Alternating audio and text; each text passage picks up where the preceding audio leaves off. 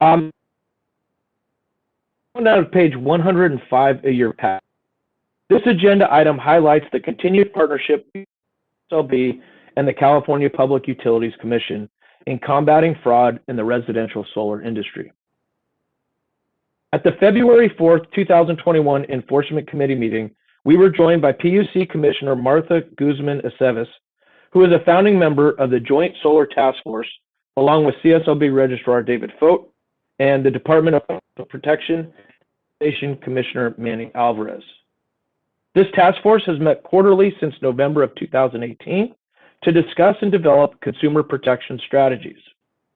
These meetings have proven to be very successful and have resulted in a PUC proposed rulemaking decision that requires investor-owned utilities, also known as IOUs, to perform audits of interconnection packets that include solar contracts to confirm that contractors are licensed, among other things, and to make this available to the CSLB. These three agencies are involved because they each regulate different aspects of the residential solar marketplace. CSLB, of course, regulates the solicitation and installation of the solar system. The Department of Financial Protection and Innovation regulates the Property Assessed Clean Energy Program, otherwise known as PACE, which allows homeowners to finance solar system installations with tax assessments on their property. And of course, the PUC is involved because 90% of Californians that participate in net energy metering do so through PUC regulated utilities. At the February 4th committee meeting, Commissioner Guzman-Aceves explained that PUC has been especially concerned about consumers who participate in the net energy metering and who find themselves committed to solar contracts that cost more than expected and or to systems that do not produce energy as expected and or that were never interconnected to the electrical grid. A 2020 PUC decision included the following two findings: that IOUs need to implement changes to their interconnection portals to improve the quality and accuracy of information collected on solar providers and their agents, and that there is a need to fund restitution for consumers who have been defrauded when attempting to go solar. Seeking input and support from the board, Commissioner Guzman-Aceves presented proposals to address two concerns. The first proposal is described at the bottom of page 105. This first proposal is for the IOUs to more thoroughly review the documents uploaded by contractors to interconnection portals for consumers participating in net energy metering. Interconnection portals are online databases implemented by IOUs so that certain information about consumers connecting their new solar systems to utility grids. This proposal will also provide CSLB access to the interconnection contracts, which will be made available through a secure portal and will include information such as utility name, CSLB contractor licensee, and home improvement salesperson registration numbers, solar equipment information, PUC solar consumer guide, CSLB solar disclosure notice, solar purchase installation contract, and solar transaction financial disclosure. This is information CSLB would not ordinarily have unless the particular transaction was subject to a CSLB consumer complaint. This information can be provided to CSLB upon request pursuant to the existing memorandums of understanding, ensuring confidentiality with the IOUs. CSLB will review this information received and initiate investigations as resources provide. Staff resources permitting, CSLB Enforcement Manager is prepared to implement the following strategies to achieve consumer protection goals: reviewing 600 interconnection packets annually to ensure compliance with home improvement salesperson registration requirements and inclusion of the CSLB solar disclosure document, project approximate start and completion dates, and appropriate down payment and progress payment information. For packets that are not in compliance, review the contractor's complaint history and take appropriate action to bring them into compliance or to seek corrective or disciplinary action as appropriate. At its February 4, 2021, the Enforcement Committee unanimously approved a motion that made the following recommendation: And that recommendation is that the full board support PUC's enhanced auditing proposal and solar transaction record proposal. This is a fully formed motion of the Enforcement Committee that is coming before the board. Before we take a vote on it, are there any board comments or questions about the PUC's enhanced auditing proposal from the board?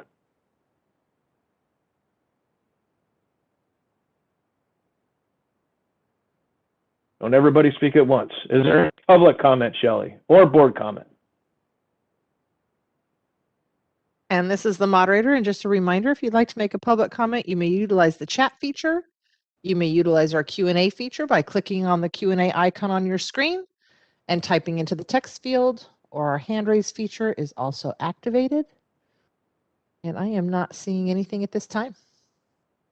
Okay, in as much as this comes as a fully formed motion, Felice, please call roll on the question. And I am an aye. David Delatorre, Aye. Kevin Lebanese, Aye. Frank Altamura. Aye. Rocky Beltran, Aye. Ronnie Cobos, Aye. Miguel Galarza, Aye. Don Giordano, Aye. Susan Granzella, Aye. Diana Love, Aye. Michael Mark, Aye. Jeremy Wayne, Aye. Johnny Simpson, Aye. Nancy Springer, Yes. Mary Taggart. Aye. Motion passes.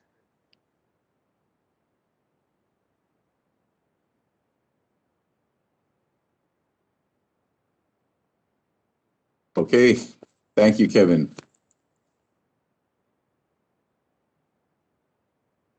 Sorry about that. I was on mute. Yeah. Okay. So next. We have one more discussion item, Chair, on page 107, and that's the second proposal from the PUC that was considered at the Enforcement Committee. The second proposal relates to a residential solar recovery fund to assist homeowners, and it would involve the collection of approximate $12 to $20 additional surcharge at the time of interconnection to the electrical grid to establish a restitution fund. If the fund is created, CSLB will implement protocols to refer solar cases to the recovery fund for payout, including when the licensee is subject to a final administrative or legal action. That includes an order of correction and that the solar contractor has not satisfied the financial injury. Even if the license is already revoked or no longer renewable, CSLB will continue to identify all complaints received against that contractor to determine whether a probable violation has occurred and whether the complaint involves allegations that, if proven, would present a risk of harm to the public. The CSLB will share the estimated consumer financial injury with this recovery fund. It's important to note that legislation will be required to compel contractors to reimburse the fund if the financial injury was not established in a formal disciplinary action or proceeding. Of course, CSLB's existing practice is to relicense a person unless rehabilitation is shown and by resolving all construction-related financial liabilities. At its February 4, 2021, the Enforcement Committee unanimously approved a motion that made the following recommendation, and that is that the full board support PUC's recovery fund for net energy metering solar consumers proposal with a modified protocol for contractors subject to complaints when other remedies have been exhausted. This is a fully formed motion of the Enforcement Committee that's coming to the full board. Are there any questions or comments from the board on the recommendation?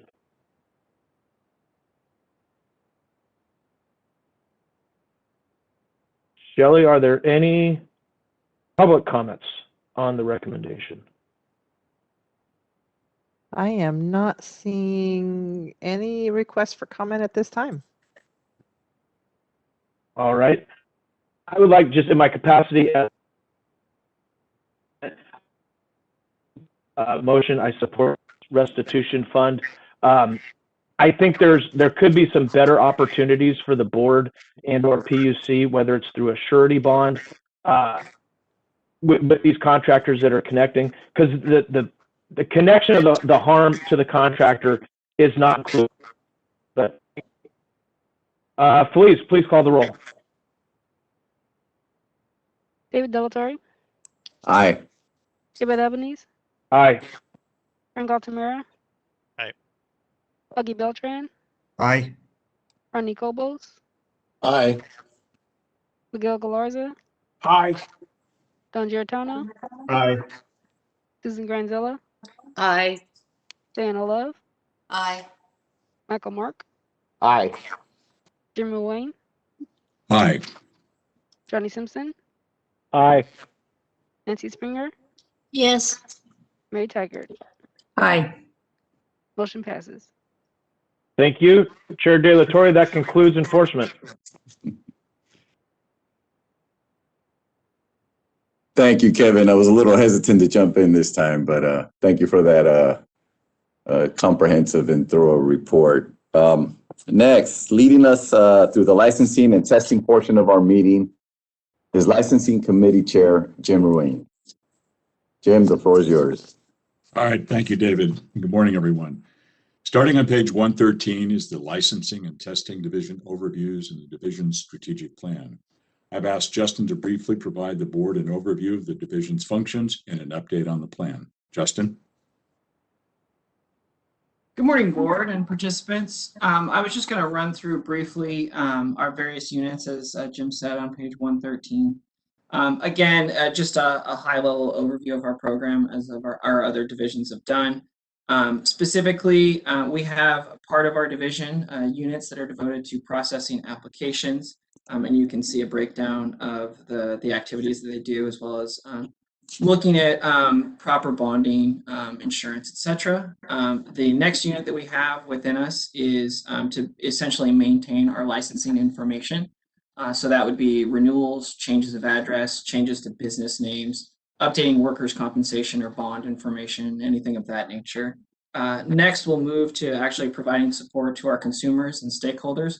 That actually falls within what we call our License Information Center, or LIC. That's where we handle calls that come in for any inquiries with CSLB. And I'm happy to report, as of this morning, our average wait time is now below 5 minutes at 4 minutes and 44 seconds. This unit also is looking at any sort of civil judgment that would be levied against a licensee and any sort of records request. So, for example, some sort of court proceeding, or if you need a copy of your records for any reason, this unit would also handle that. And last but not least, we also assist government entities. For the most part, you're talking about local building officials with answering any questions on classification determinations, what may be proper for a certain public work before they actually go out for bid, things of that nature. So that gives an overview of our division in a nutshell. And then I'll move now to our testing division. Our testing division can essentially be broken up into two parts. We have a section that administers our exams, and we have a section that writes our exams. We actually are currently administering exams in 7 locations throughout the state, and we are working with the Department of Consumer Affairs to outsource that function. And we're actually pretty far along in that process at the moment. And then on the other side of the store, we're actually developing the exams.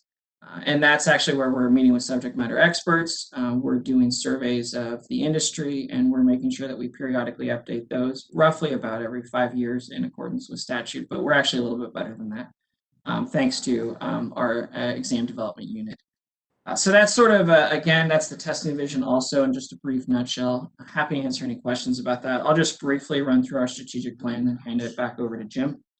A lot of our strategic items, our strategic plan items have been met. I'll just give you a few updates on some outstanding ones. In item 1.4, we actually have our AB 2138 regulations with the Department of Finance at the moment, but those are moving forward, and we are fully implementing AB 2138, which is sort of just an update in our criminal background review as we speak.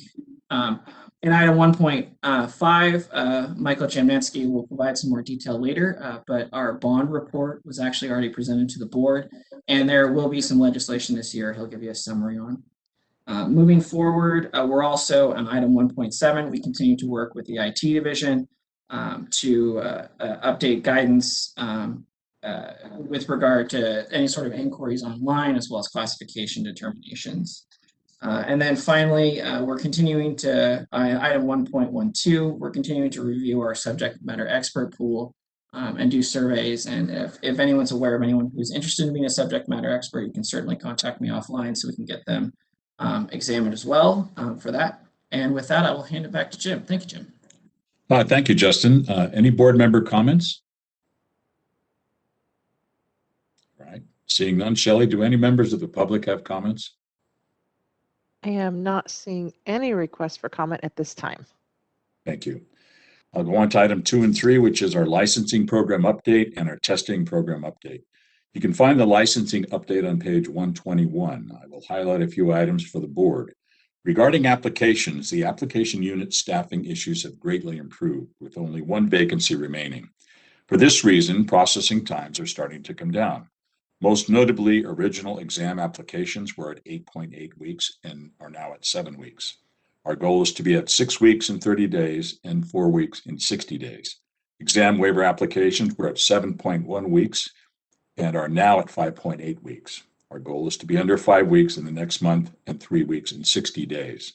All other applications are processed within 2 to 3 weeks, which is the board's ongoing goal for all licensing transactions. Regarding our license renewal and modification units, our longstanding manager retired and a new manager started this month. During the transition, there was an increased backlog, but as of this morning, we are processing renewals received in the last 3 weeks, workers' compensation policies and exemptions received in the last 2 weeks, and license modification requests such as address or business name changes received within 4 weeks. Staff continues to utilize staff from other units to assist with processing renewals timely. Moving to page 130 are the call center statistics. As previously reported, call center wait times from April through December were excessively high. Since the call center staff received the necessary equipment to answer calls remotely in November, call wait times began returning to our internal goal of under 6 minutes. In February 2021, the average wait time was 4 minutes and 45 seconds, and in March, it's currently hovering just below 5 minutes. On pages 132 and 133, you'll find statistics confirming staff's continued success in assisting the public in collecting outstanding civil judgments and other state agencies in collecting wage, tax, and administrative penalties. CSLB's administrative license suspension program collected more than $48 million in outstanding liabilities in 2020. You can find the testing update on page 137. Testing centers were closed in December and reopened February 1st. During normal operations, staff expect to see a pending exam count of 4,500. When the reopening began, our pending count was over 11,000. In the first few weeks, candidates were hesitant to sit for exams because many wanted additional time to study. About a month after reopening, many of our facilities began to reach capacity and began scheduling evening sessions to reduce the backlog. At present, we have approximately 10,600 pending exams. With the extended testing hours at capacity, we could administer approximately 1,200 exams a week. Our goal is to reduce our pending applications below 7,000 in the next 3 months.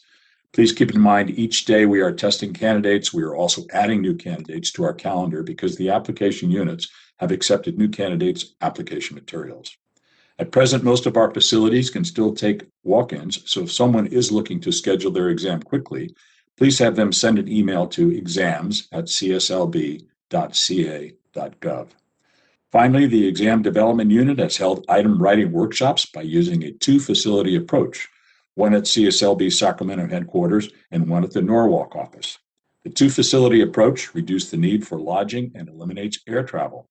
After working out a few bugs, it is working well. That concludes the licensing and testing update, and Justin is available if the board has any questions. Anything for Justin? Okay. Please note in the next item, we will discuss a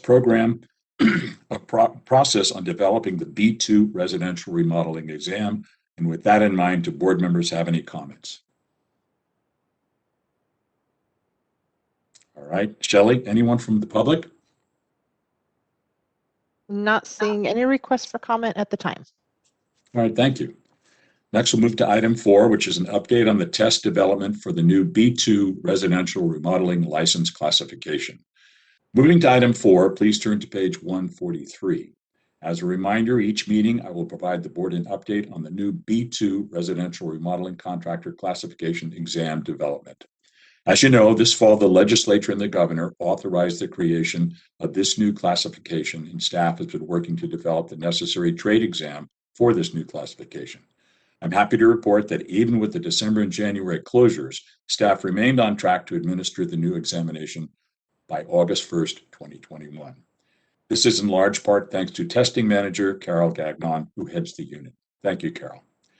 However, not only are staff developing the new trade exam, but they also have to update several IT systems and begin advertising the new classification through various media. A breakdown of the timeline staff has developed is also on page 143. Any board comment on this? All right, seeing none. Shelley, anything from the public?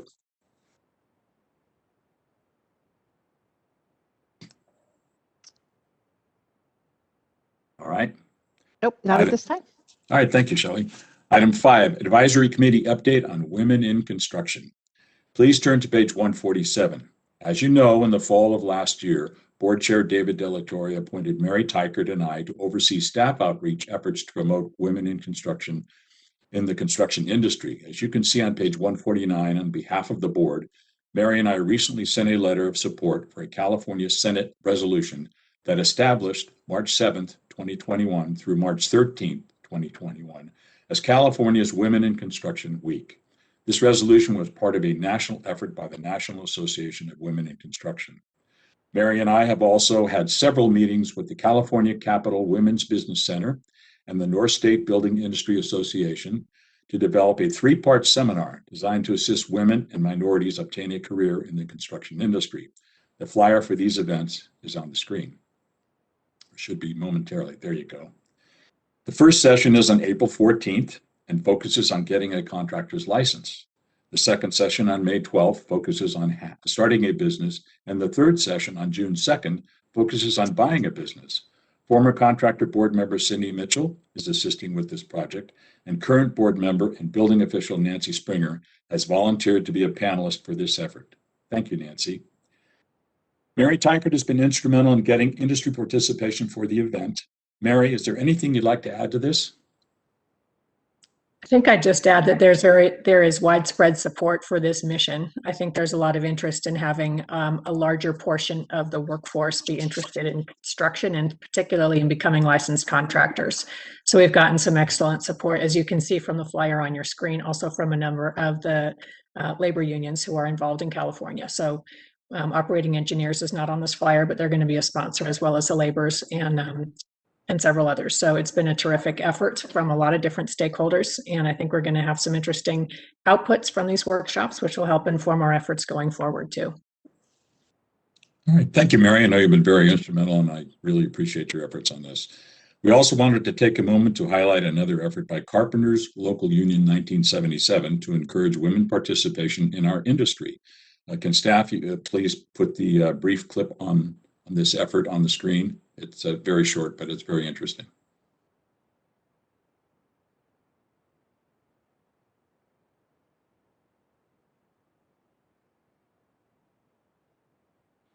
This platform was built to help apprentices learn how to walk up and down stairs safely, carrying heavy equipment and other materials. A common misconception is that this type of work is for men only. Today we wanted to find out why that is. So we came here to Carpenters Local 1977, and we learned that there are a couple of reasons for it. One big reason, decades of bias. Most of the apprentices at Carpenters Local 1977 are men, but there are some ladies in the ranks. And I wanted to do something different, just looking around Vegas with the industry and the way it was building. My whole family background is construction, and my uncle had offered me a job, and I was like, sure, I'll take it. But it hasn't been an easy road for women in the construction industry. Jovan Johnson says her first supervisor made sure of it. It was almost a hazing to where I'm gonna make her not want to do this. I'm gonna make her hate coming here every day. Johnson says misconceptions about construction have kept women from entering the field. Women think that you have to be a big, strong, burly man to do the job, when really a lot of it is paying fine-tuned attention to details. Johnson says decades of bias is another reason why the construction industry workforce is made up of only 10% women. There are men that are in the trade now that still feel like a woman should be at home. To change the narrative, Carpenters Local 1977 is promoting women in construction by posting more videos and pictures of them in the field. It's also reaching out to high school girls through a program called Career Connections, which teaches carpentry. We want to go even as low as middle school and elementary school just to expose them to that. It's very interesting, and it's fun. It's fun for us as a woman, as females. Yes, there are a lot more men, but that doesn't mean that a woman can't do it too. And coming up at 6 o'clock, how technology and updated regulations in construction are making it easier for women to enter the field. That's coming up at 6. For now, reporting live, I'm Enzo Marino, Fox 5 News, local Las Vegas.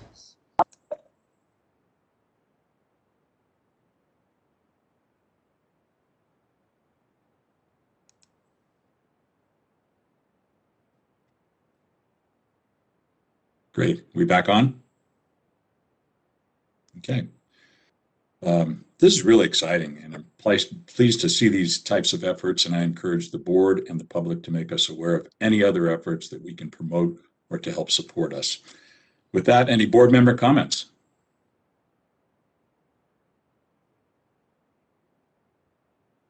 Shelley, any public comments? None at this time. That's great.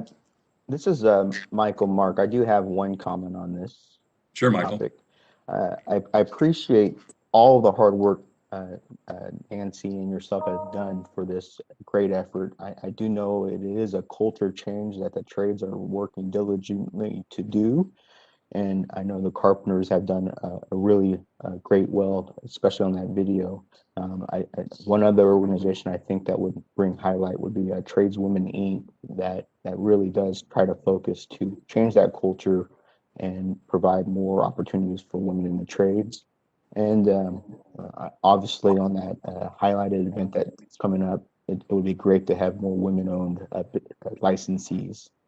Thank you. Thank you very much, and that's what we're trying to achieve. We're working very hard at that and getting a lot of support. So thank you very much. And once again, Shelley, nothing from the public. Is that correct? Correct. Thank you. Our next item 6, review, discussion, and possible action to approve construction management education account advisory board membership for July 2021 to June 2024 term. For our final item, please turn to page 153. You may recall that CSLB annually provides grants to construction management programs through voluntary proceeds it collects from our licensees and applicants.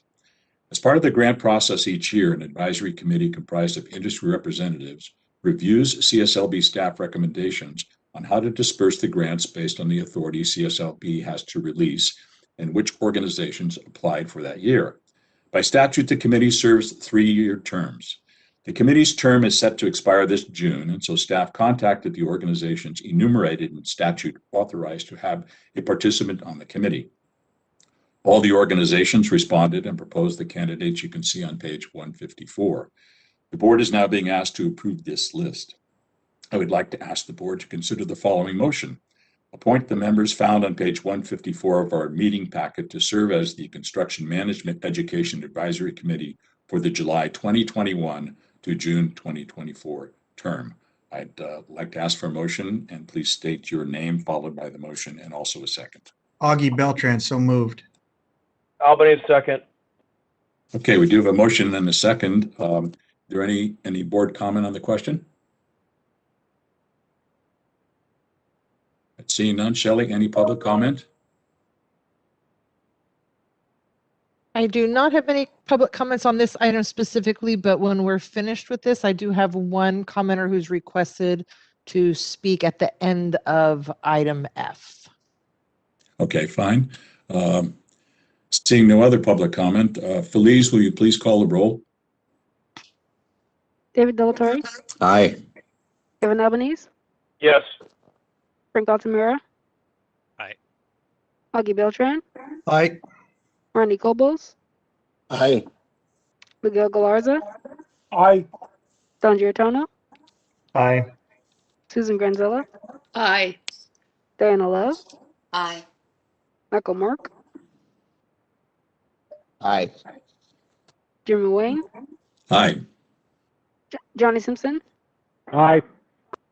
Nancy Springer, Yes. Mary Taggart. Aye. All right, Motion thank passes. you. Great, motion passes. Before we conclude, you did have one public comment, Shelley? We do. Philip Vermillion has requested to make a comment. Philip, your line is unmuted. You will have 3 minutes. Thank you very much. Good morning, Mr. Chair, members. I'm Phil Vermeulen, representing Tokyo Marine HCC, American Contractors Indemnity, which is part of the company, and also SureTech. Combined, these companies write approximately 65% of all the license bonds in California. I wanted to bring the board, make the board aware of a court decision that came down 2 weeks ago. We met over conference with my members and the registrar and Justin Paddock and Mike Janetsky this past Monday to apprise them of the situation. This court decision, which was in the appellate court decision, was Carton versus Ari Design and Construction. And the ruling said that besides the bond payout by the surety company, that they would also have to pay out $90,000 in attorney fees to the plaintiff. This sets up a very concerning precedent for the surety industry, and in particular for all the contractors, because as you all know, a contractor indemnifies the surety company for the costs. With so many small contractors in California, this could have a tremendous impact.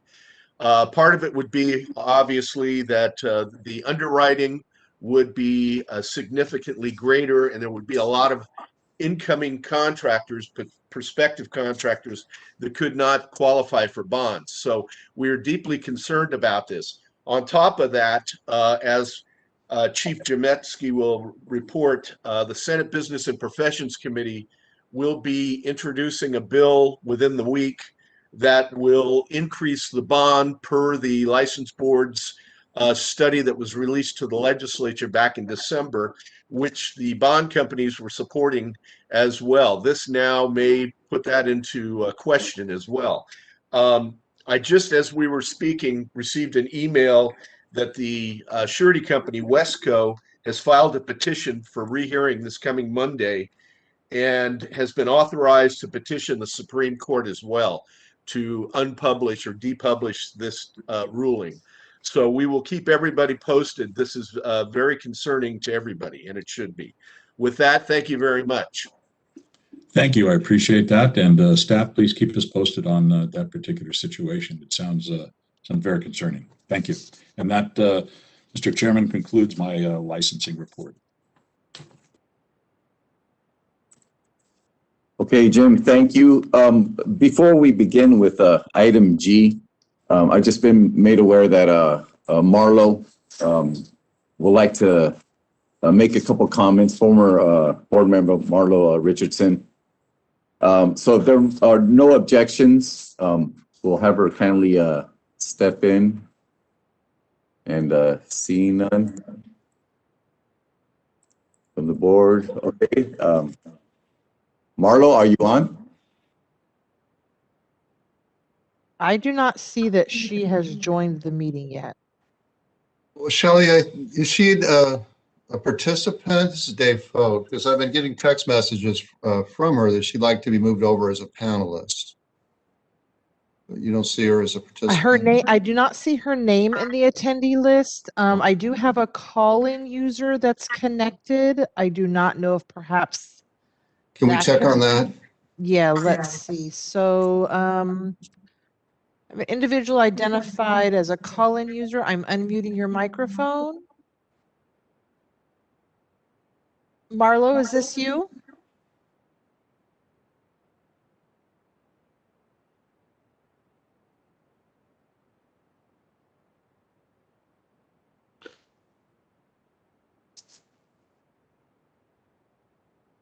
Secondary call-in user, I'm unmuting your microphone. Marlo, can you hear us?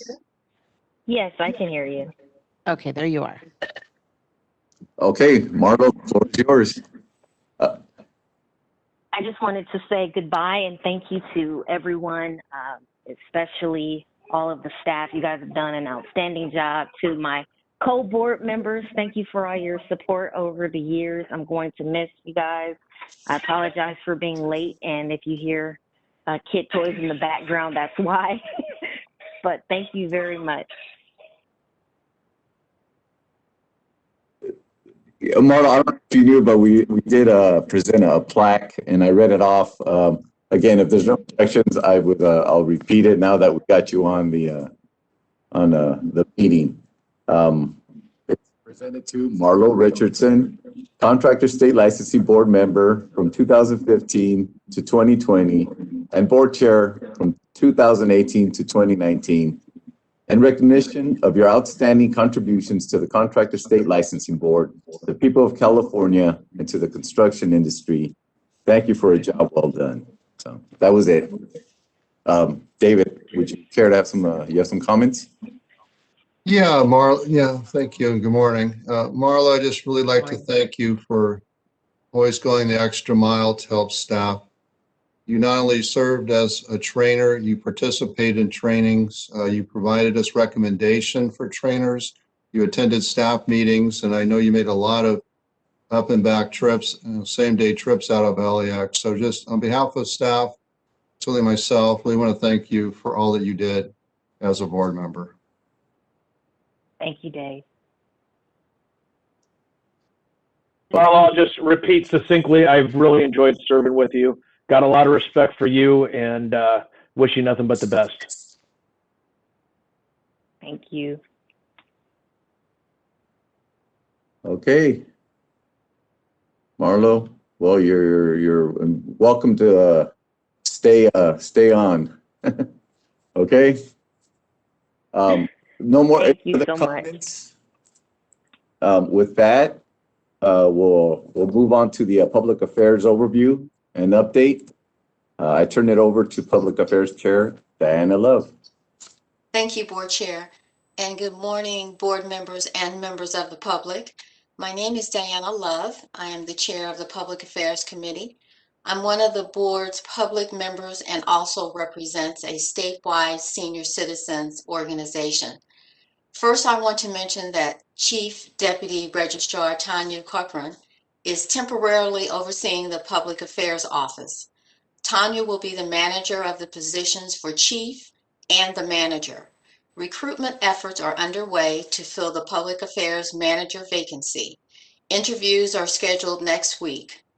The Public Affairs Chief position is being worked on and anticipated it will be filled in the months to come.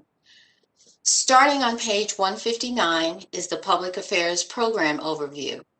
The overview provides a snapshot of the roles and responsibilities of the Public Affairs Office.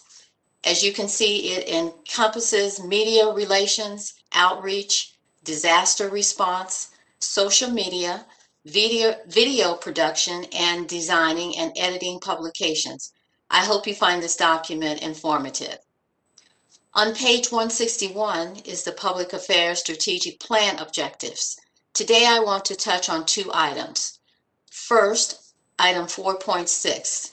It is to expand website content to keep industry and contractors up to date on relative information. Public Affairs and Information Technology are creating a utility navigation link to allow contractors and the public to quickly access press releases, industry bulletins, and news articles to the website. This new utility will decrease the workload on IT and provide public affairs staff the ability to independently coordinate website postings with social media posts and external media announcements. Second, item 4.9 is a partnership with IT to review and update the web content to ensure information presented to the public in accurate and accessibility. Jason showed the board three changes to the CSLB homepage. Google Translate, new alerts section, and the link to the California Grant Portal. Google Translate was moved at the request of board member Susan Granzella. I also made a suggestion that we have a separate category for the certification from license classification that was completed, and both were great suggestions. It was a great suggestion and quick for staff to implement. We are always looking for ideas from board members and the public on improvements we can make to our web content. If board members have any suggestions, please feel free to share them with Tanya. That completes the strategic plan update. Tanya is available should you have any questions. Do any board members have any comments? Shelley, do any members of the public have any comments related to public affairs? I am not seeing any requests at this time. Okay, thank you. The public affairs program update, I'll give it this time. You can find the public affairs update beginning on page 167. I will cover a few highlights. First, on pages 167 and 168, activities were captured from January 2020 through January 2021. Many items that were previously in written or bulleted format were placed into charts for easier readability and reference. You will see these new charts being utilized in future board and committee packet materials. CSLB continues to participate on 2 multi-agency task forces established by Office of Emergency Services. One focuses on debris removal and one focuses on housing. On February 25th, Public Affairs staff presented information at the Housing Task Force, which included members from affected counties. The presentation included information for disaster survivors, as well as an invitation to partner with CSLB on disaster rebuilding workshops. Now turning to page 169, you will see Public Affairs created 16 videos. Today, at the close of this update, we will see one of our videos, the Great License to Build Workshop video. Pages 170 through 175 shows our social media highlights. We continue to post daily on a variety of topics, from getting licensed to build, using a licensed contractor, reporting unlicensed activity, to general messages from the administration, such as COVID-related public information. You can find the chart on our industry bulletins on page 177 and 178. A total of 27 industry bulletins were issued. Also on page 178 is a list of publications that have been updated. 5 of the publications that have been updated are English and Spanish. Moving to our Senior Scam Stopper seminars on page 183, there are a total of 24 Senior Scam Stoppers held and or scheduled. As you can see, we transitioned from in-person to virtual in May 2020. Both formats have been very successful. On page 184 through 185 is a listing of our intranet stories. A total of 42 stories have been posted. Staff continues to update our employee intranet site with stories, photos, and informational updates. With most staff working remotely, the intranet is a great source for staff to stay connected. Lastly, I would like to discuss the updated Get Licensed to Build publication that was provided with your board packet. This 51-page comprehensive publication covers the 7 steps to becoming a licensed contractor, provides classification information, and provides answers to frequently asked questions throughout. The Spanish version is expected to be available early May. In addition, this is a source document for our Get Licensed to Build workshops. Staff recently created a public service announcement to advertise the monthly workshops that we will now play for you. Kevin, please play the video.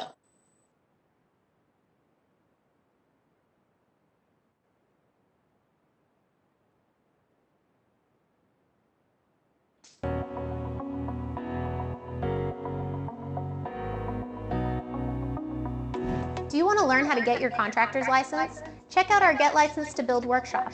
It's a free online training course that takes you through the process of getting your contractor's license through CSLB. Some of the topics we cover are who needs a license, what you'll need to get a license, the application process, demonstrating work experience, and the exam process. This workshop takes place every first Friday of the month, from 10 a.m. to 12 p.m. You can join us on WebEx, which includes a question and answer session after the presentation, or you can watch live on YouTube or Facebook, where you'll also find recordings of past workshops if you missed the live event. To register for an upcoming workshop, just go to cslb.ca.gov.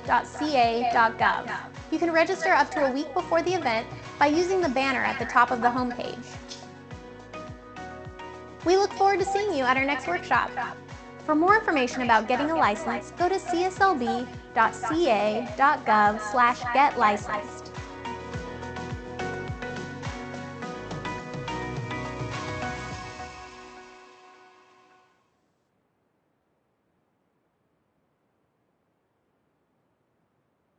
As you can see, public affairs staff have been very busy. Tanya is available if the board has any questions. Are there any board questions or comments? Shelley, does anyone from the public have any comments?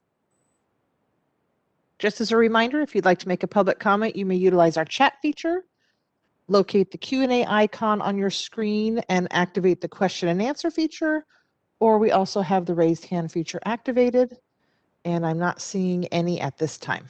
Okay, thank you. Board Chair, that concludes the public affairs update.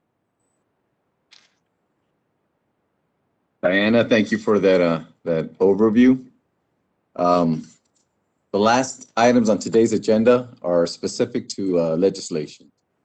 I now turn it over to Legislation Chair Augie Beltran. Augie, the floor is yours. Thank you. Just trying to get my mouse over the mute. Okay. Thank you, Chair. Good morning, everyone. This begins our legislative overview. The first item is a legislative overview, which begins on page 191 of your packets. We prepared an overview that we thought might be helpful for our newest board members. The CSLB Chief of Legislation, Mike Jamnetsky, or Chief J, works with two manager specialists, one who handles CSLB regulations and one who handles CSLB budgets, Stacy Paul, who you heard from earlier today. Stacy also works very closely with the registrar and chief deputy registrar, as budgets are a very important administrative function. Chief, why don't you give us a brief overview on the legislative division? Sure. Good morning, everybody. Thank you, Chair. So yeah, I like to think of the legislative division as having a proactive and a reactive function, much like enforcement. With enforcement, they have reactive complaints where consumers file complaints with the board against contractors, and the reactive boots on the ground approach for active job sites. Well, legislation is similar.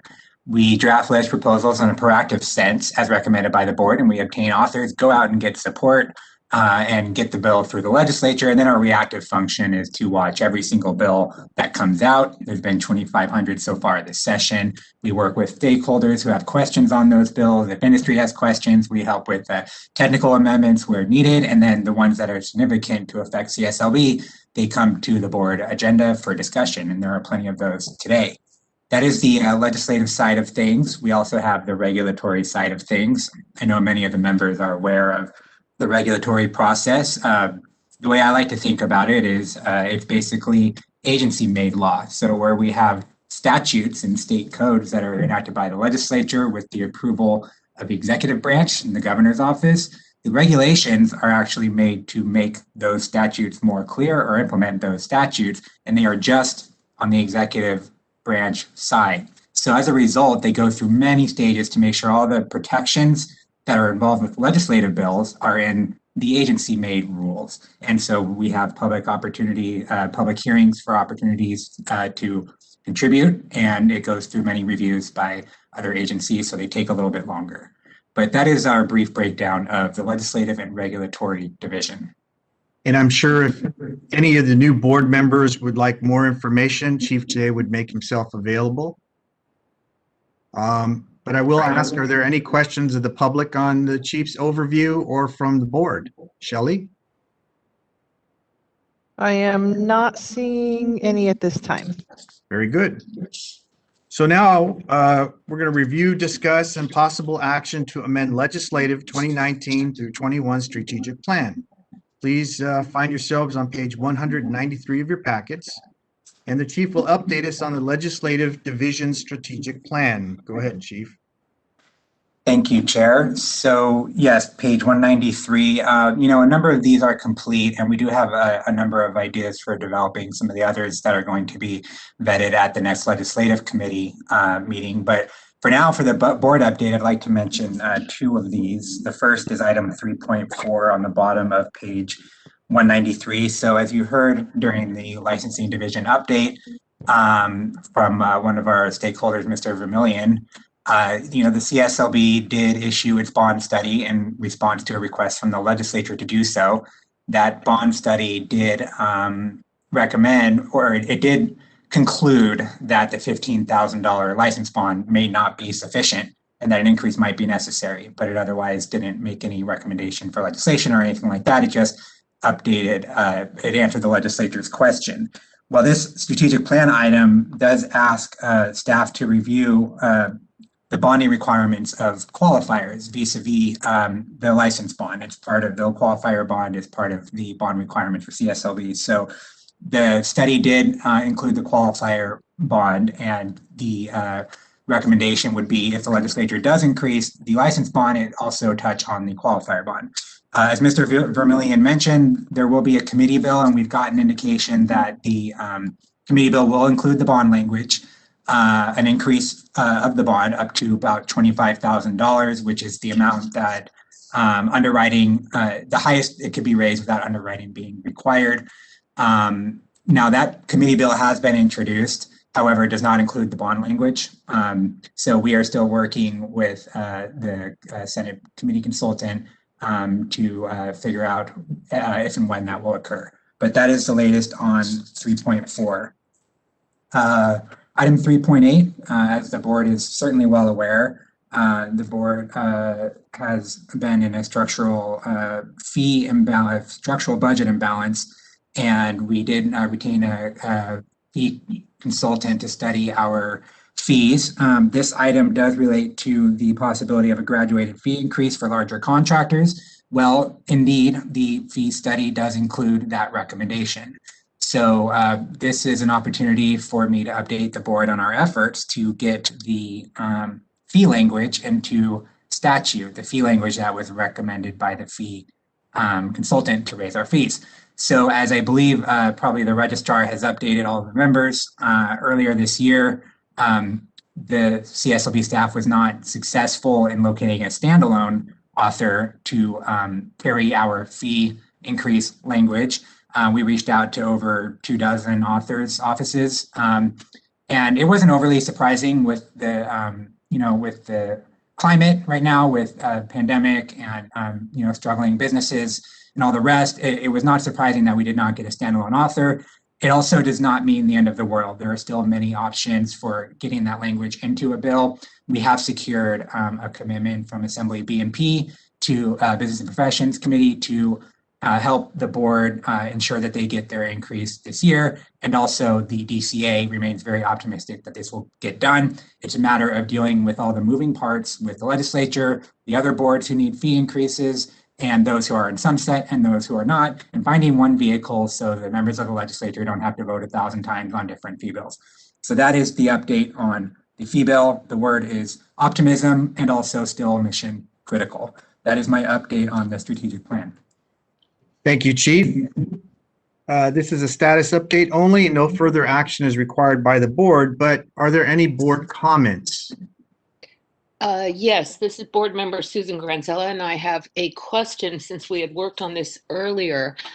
I know it's very difficult to give a date or an estimate of a time that this will be accepted, but originally the study had delivered their conclusion that the fees would be increased in July of 2021. Now, I know that is flexible and within working of this new, your new plan to get this get it approved. So September? So yes, it's an excellent question. If we can get into a committee bill or a budget trailer bill this year, the goal would be that language would get worked out and potentially be effective in the new year. So that would apply to, the language you get into statute would be effective January 1st and apply to the March 2022 renewal cycle. Now, if for some reason we are not successful in getting a vehicle this year, which again, the word is optimism. I unfortunately wish I could provide promises. That would be a vehicle, when I say vehicle, a measure, a legislative bill next year for that fee increase language. And then we'd be looking at March of 2023 renewal cycle. And there will be some time needed for staff to integrate the fee changes into our IT systems. And just one more question. We spoke earlier about this where they were going to bundle, for lack of a better word, the fee increases proposed by other DCA agencies. Are we going to be alone or bundled? In what way will this be different? I suspect, so by bundled, you mean with other agencies in one bill? Such as the medical board, when we talked about that. I suspect that will the result will be that we will find ourselves in a bill with other boards. But what I will say is it likely won't be with sunset boards. And right now, medical board is in sunset.